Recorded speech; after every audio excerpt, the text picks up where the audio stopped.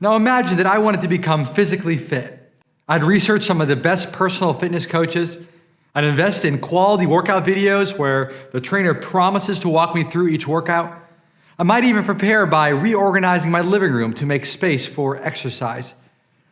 However, if all I did was lay on the couch and watch the videos with a bowl of popcorn, I wouldn't make any progress.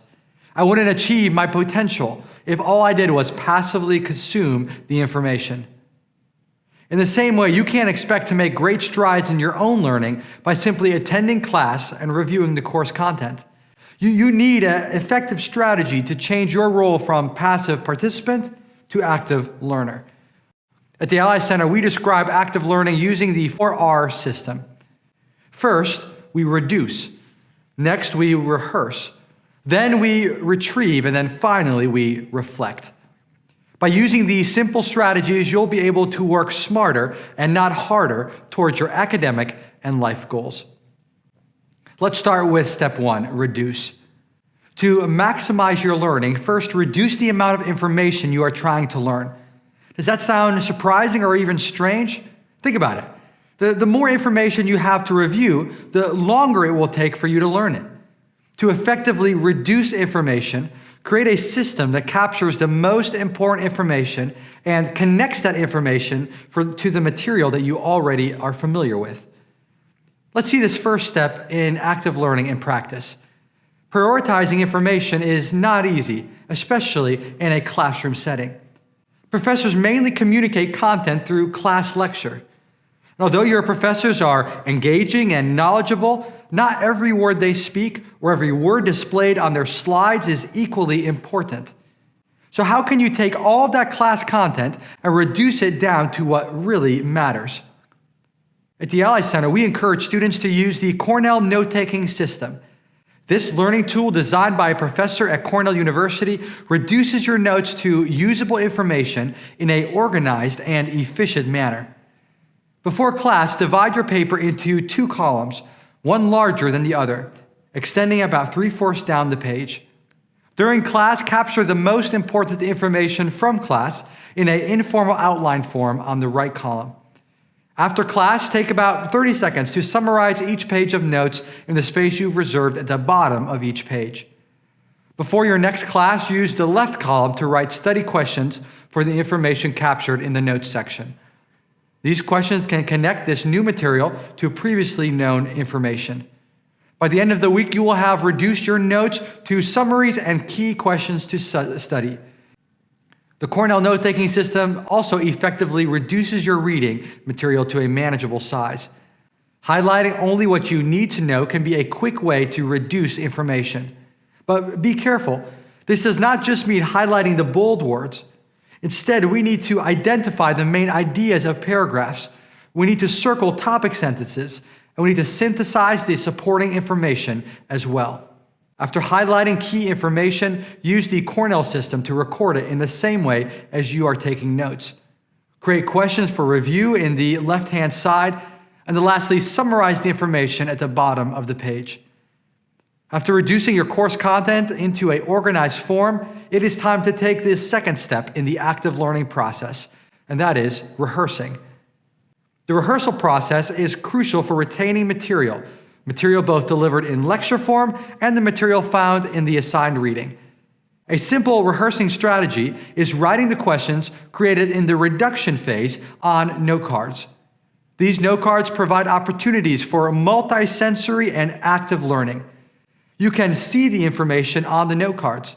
You can verbalize the answer. You can hear yourself speaking. And you can even move around while you are practicing. Regardless of your learning style, the more you involve your multiple senses, the more information you will retain. Creating a concept map is another great rehearsal strategy. These maps make visual connections between the points on your notes.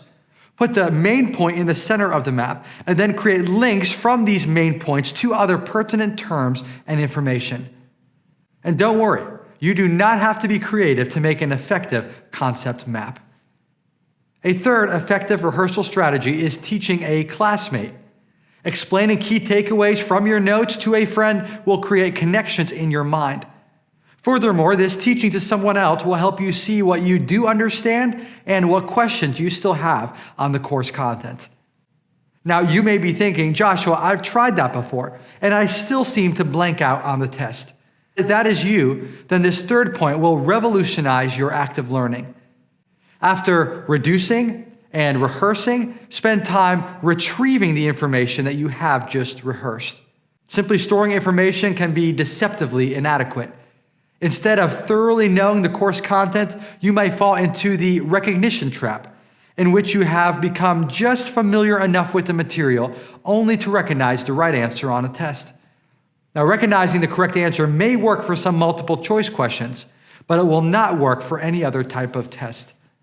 Design your study time to go beyond simply recognizing the right answer to retrieving them from memory. A key part of the retrieving information process is self-quizzing. Use the questions developed in your note-taking sessions to test your knowledge of key concepts. Another retrieval strategy is to create a fill-in-the-blank study guide. For example, if you have to learn a set of geographical locations, practice by filling them into a map. The final R in the active learning system is reflect. Take time to look back over your learning and think about what worked well and what maybe did not work so well. After you've reduced, rehearsed, and retrieved, answer questions like, how well have I retained the information? Which strategies did I find particularly helpful? And were there any content areas that I may have neglected in this process? Active learning includes continually honing and improving your own learning process. A simple way to reflect on your learning is by using the KISS method. First, what should you keep doing? What worked well? What strengthened your retention? Secondly, what can you improve? What could you adjust ever so slightly to maximize your results? Thirdly, what could you start doing in your active learning process? And then lastly, what should you stop doing? What is hampering your active learning process? The 4R system of active learning is reduce, rehearse, retrieve, and then reflect. This system can transform a passive participant into an active learner. Using this method, you will reduce material to what's most important. You will actively rehearse that material and store it in your long-term memory. You will recall that information before the exam, and then you will reflect on your learning to process improvements for next time. Are you ready to become an active participant in your learning process? If you are, schedule an appointment with the Ally Center to sit down with a qualified academic coach who can help you refine your study habits and active learning abilities. Simply go to lbc.edu/ally to schedule an appointment with us today. We look forward to working alongside of you.